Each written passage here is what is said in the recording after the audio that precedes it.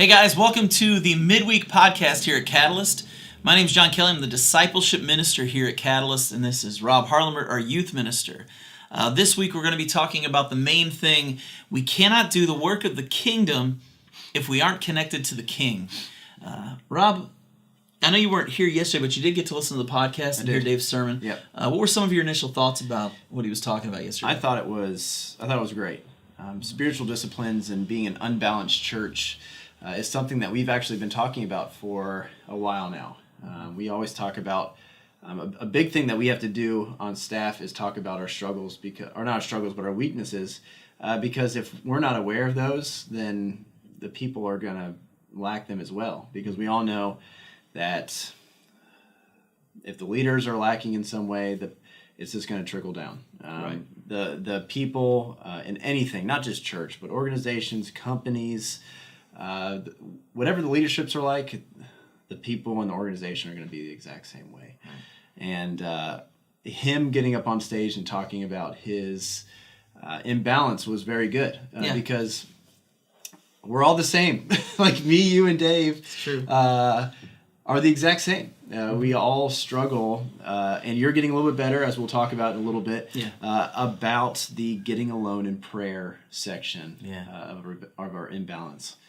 Well, I think it's everybody. I don't think anybody's perfectly balanced. No, absolutely not. I think everybody has something that they don't really nail down every time. No. He talked about the difference between extroverts and introverts.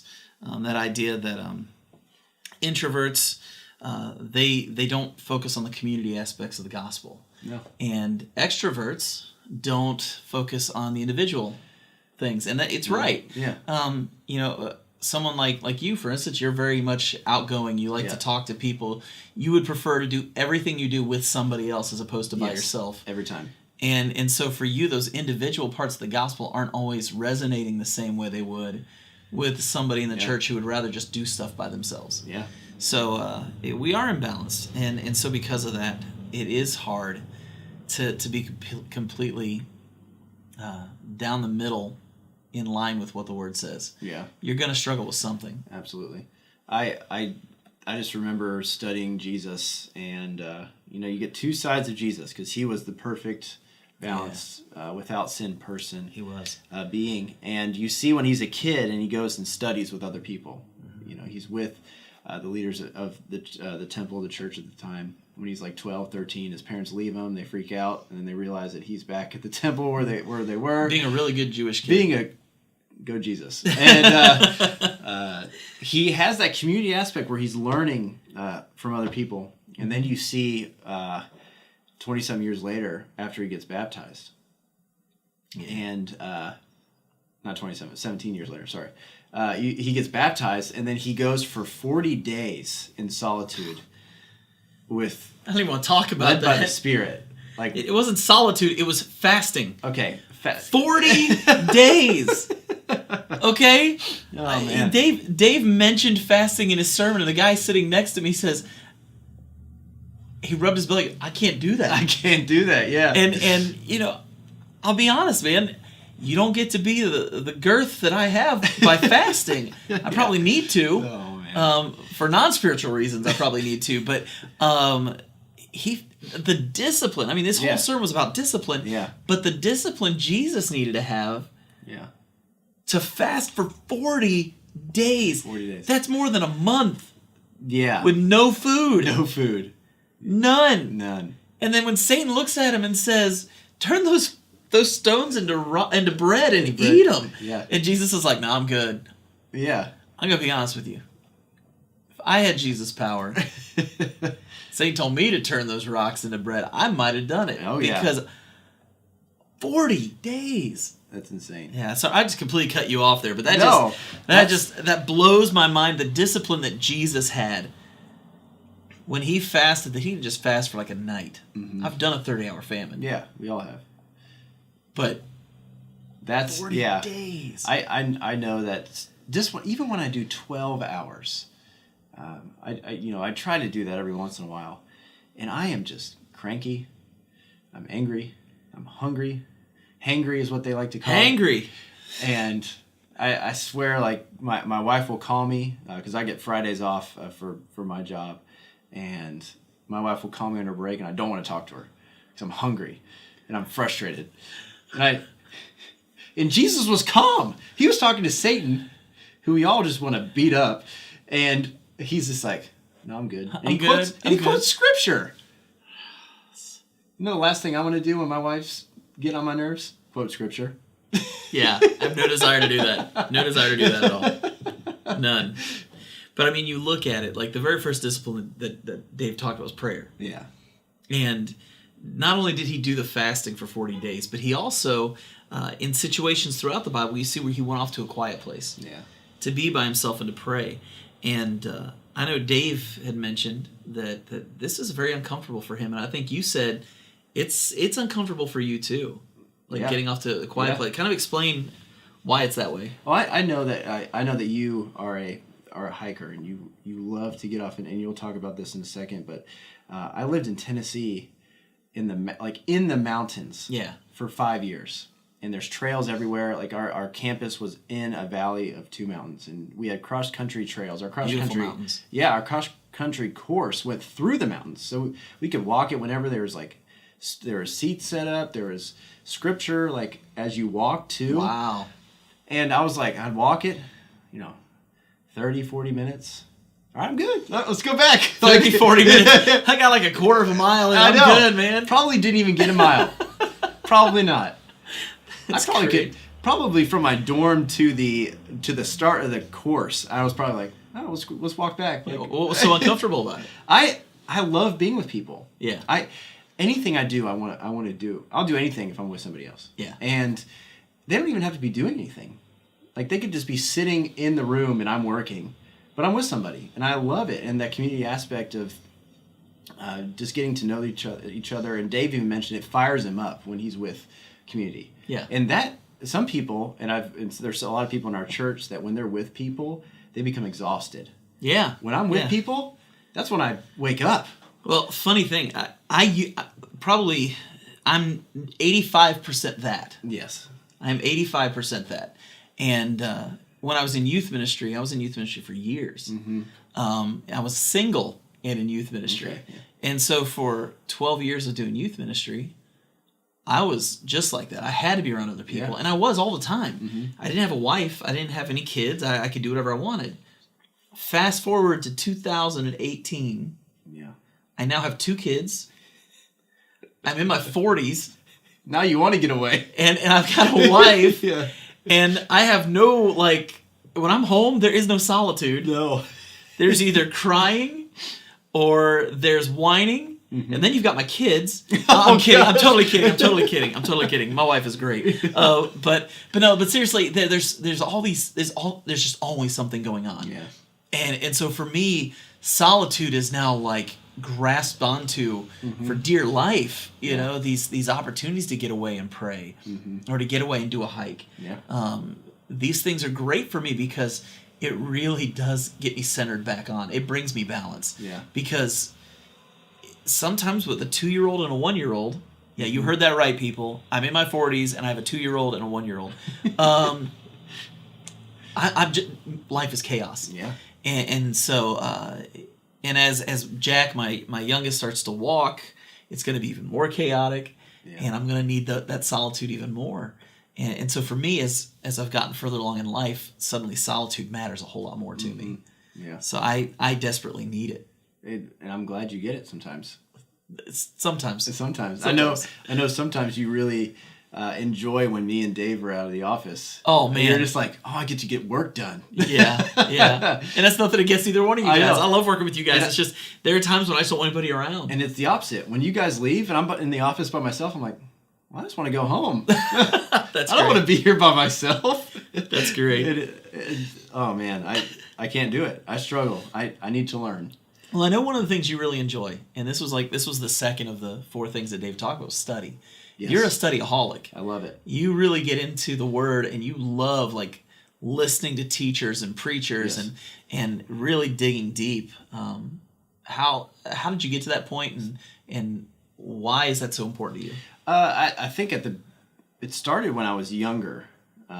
with my dad. My dad's a study freak too. He's a doctor, and he would just bury himself in books. I think out of obligation, but I think he really enjoys it. Somebody who stares at a microscope for that long, I can imagine. I can't do it, but he loves it. He loves the study part of it. And I remember the very first time somebody showed me how to do something. And I couldn't do it. Then they showed me how to do it, and then I could do it. And that was awesome. And I was like, that means I can learn anything. And That's great. like anything, I was like, I can do anything in life. Someone just has to show me how to do it. Yeah. And whenever I became a Christian, it was no different. I had this new thing. It was a book that has 66 other books inside of it. And there's people that have written commentaries and there's sermons on it. And it's an unlimited knowledge out there. And I always viewed it as somebody else has something that I want. Right. And I'm going to ask, hey, what does this mean? And that was the beginning of how I started to fall in love with study. And now it's just kind of like who you are, right? Yeah, absolutely. I love looking at scripture. I'll come talk to you. I'll sit in your office for hours and talk about one scripture. I'll go talk to Dave. He'll tell me what he thinks. And then I'll even, like Elsie, Dave's daughter, comes in for an hour or two a day. And we'll just talk about what we're going to talk about on Wednesday. Oh, that's cool. For like 2 hours. Like, hey, this is scripture. What do you think? And I'd love to hear her opinion on what it is. What about you? Is a study something that you really enjoy? I've come back to study. Come back. Actually. Okay. Yeah, I hate What do to you mean say by it. that? I hate to say it, but when I became a worship minister, I did youth ministry for 12 years. Okay.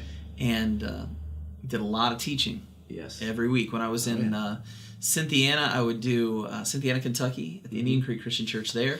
I was preaching every Sunday night for our youth service. I was doing a Wednesday night Bible study every week, so I always had to study for those. Yeah. And when I moved to Kenosha, Wisconsin, we had a full-blown youth Sunday morning worship service. Yeah. And I had to preach every single Sunday.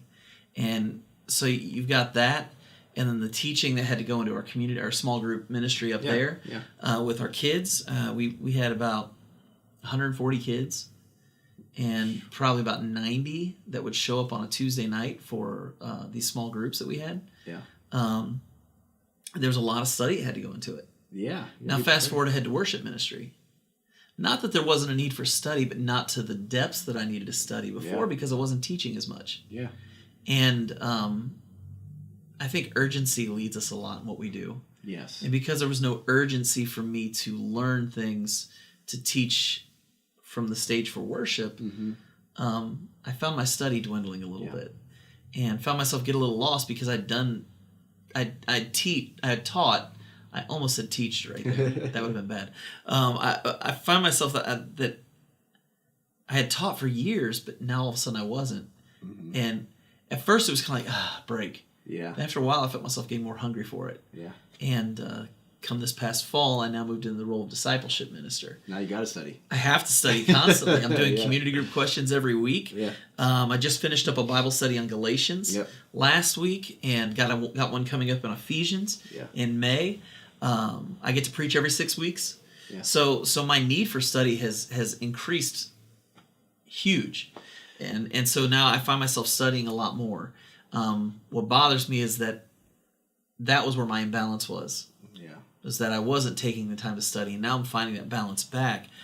But it took an outside force to make that happen. Yeah, I know for me, you can speak on this as well.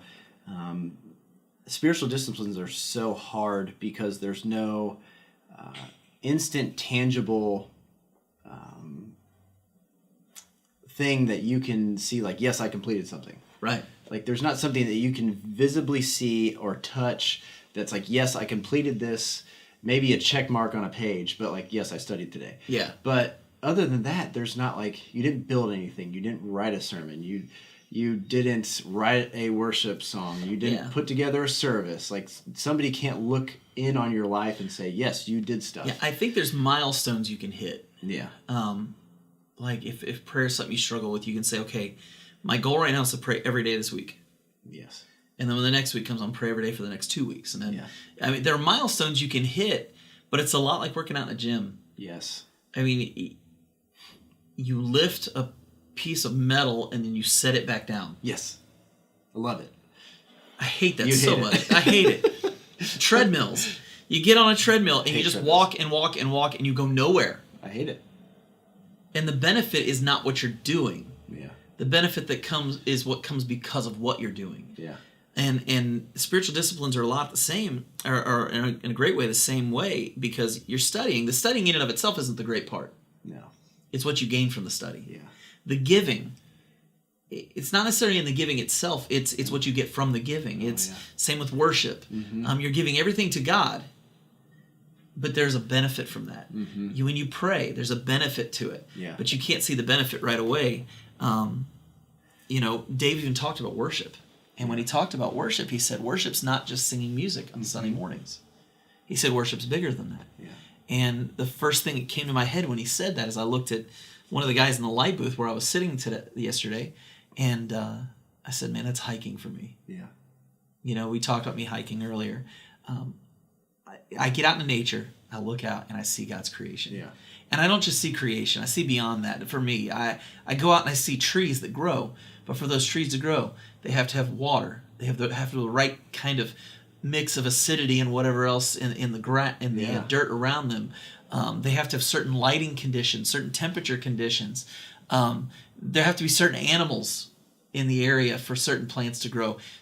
Certain fruits can't grow without certain bees pollinating, and you've got all these things that have to happen in order for nature to happen. And yet God made it all happen by just kind of snapping his finger, and there it is. And to be a God that's so wise and so great and so amazing that he can create an ecosystem in a snap. Yeah. That's mind-blowing. Yeah. And if you look at creation and you don't see God, I don't think you're looking deep enough. Yeah. It's already beautiful, but when you realize everything it has to be made up to make that possible, it's mind-boggling. So for me, hiking is just a huge form of worship. Yeah. I mean, what's worship for you? Worship for me it's not that. No, I know that. We figured that one out. Yeah. It's not that.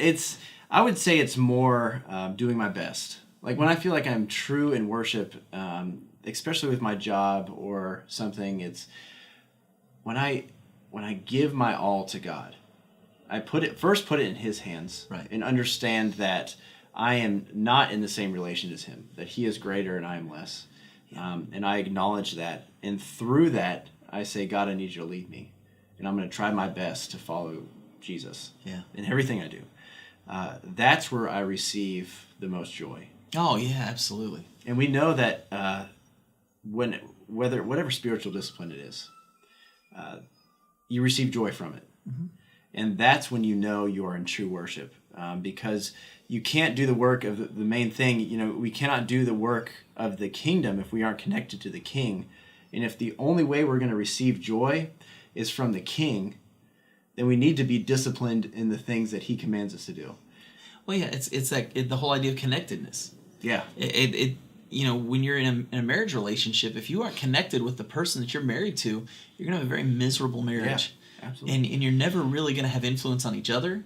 You're probably not going to be married long. No. It's just how it is. It's hard. And then he goes in this last part, and I want to make sure we touch on this before we get done, but giving. Giving is, yes. Giving. I think I touched on it 3 weeks ago or 2 weeks ago, and Rodney hit it last week, and then Dave hit it again this week. God deserves our first. God deserves the first of what we bring in. And not just the first, but the best first. Yeah, absolutely. Absolutely. I know he talked about his son with a Pez dispenser, and this apparently means Pez dispenser. But he brought in this Pez dispenser, and he said his son Sam looked at him when he was younger and said, "Hey, Dad, you want a Pez?" Yeah. And and I know, Pez are kind of disgusting. Yes. It's not really the world's best candy. I haven't bought a Pez in my adult life. No. And I honestly can't remember the last time I had one of those little chalky pieces of sugar. But he said he looked at his son and he said, "No, I'm okay, Sam. I don't want one." And Sam goes, "Yeah, but Dad," and he opens up a Darth Vader helmet. Yes. Well, you just spoke Dave's love language, Star Wars. And so he opens up that Darth Vader helmet, and Dave goes, Darth Vader. Yeah. And so he grabs one and he eats it. Yeah. And the point Dave was making is different from what I actually picked up from it. I think a lot of times in our finances, we have this. Everything's God's. We've talked about this before. Everything is God's, and when you open up that Pez dispenser of everything is God's, we just take that candy freely because it's good and it's the way it should be.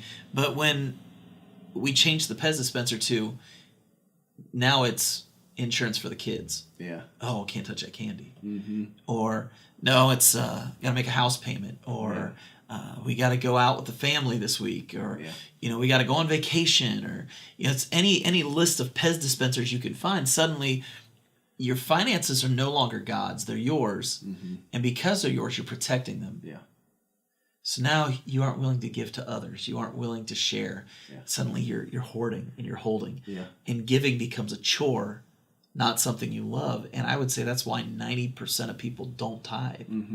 I think the average Christian in America, even though we're commanded to tithe, gives between 2 and 3%. Yep. I think it said 2.6, 2.7%. Yeah. That's crazy. Yeah. That's like a little over a fifth of what we're supposed to give. And yet that's what we do. Yeah. And it's hard to explain to somebody without them experiencing it that when you give, you receive freedom. Absolutely. When you give your first and best to God, there is an immense amount of freedom that comes with that. And it's hard to explain that. You can say it all you want, but until somebody tastes and see that the Lord is good, they will never be able to actually know that the Lord is good. Well, and again, it's back to that connectedness again. Yes, absolutely. We can't do the work of the kingdom if we aren't connected to the King. No. And if you're holding on to everything as your own, then it doesn't belong to God. No. And if it doesn't belong to God, then you're not going to be connected. No. And you're gonna have separation there. And we have to come to that realization that everything, our time, our finances, our families, our children, our jobs, everything is God's. Yes. Once we come to that point, these disciplines aren't nearly as difficult. No.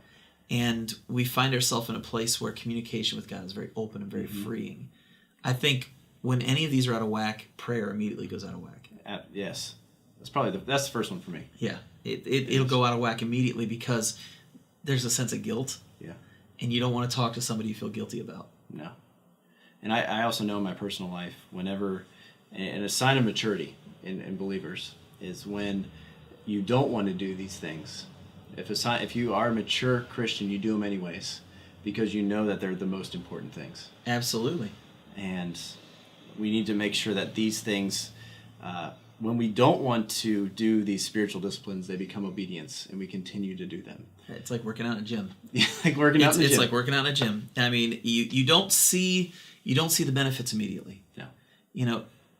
But you have to continue on. Yes. You're picking up a piece of metal, and then you're setting a piece of metal back down. Yes. And then you're picking up a piece of metal, then you do it again. And you're setting a pice of metal back down. And you just do this. And I think it's the dumbest thing on the planet. Yeah. I think it's another reason I like hiking so much. Because at least I get to go somewhere, have some kind of accomplishment. Yeah. People are like, well, just get on a treadmill. And I'm like, so I'm going to walk on a rubber mat and go nowhere and watch SportsCenter. It's like, it doesn't do it for me. No. But there are benefits. And with prayer and with study and with worship and with giving, if you continue, you see the benefit. Yes, you do. Well, that's been a great conversation about this week's sermon. This is the Midweek Podcast. This is John Kelly. I'm Rob Harlemert, and we'll see you next week. Hi, I'm Jonathan Cleveland, and this is my dad joke of the week. To whoever has my copy of Microsoft Office, I will find you. You have my word.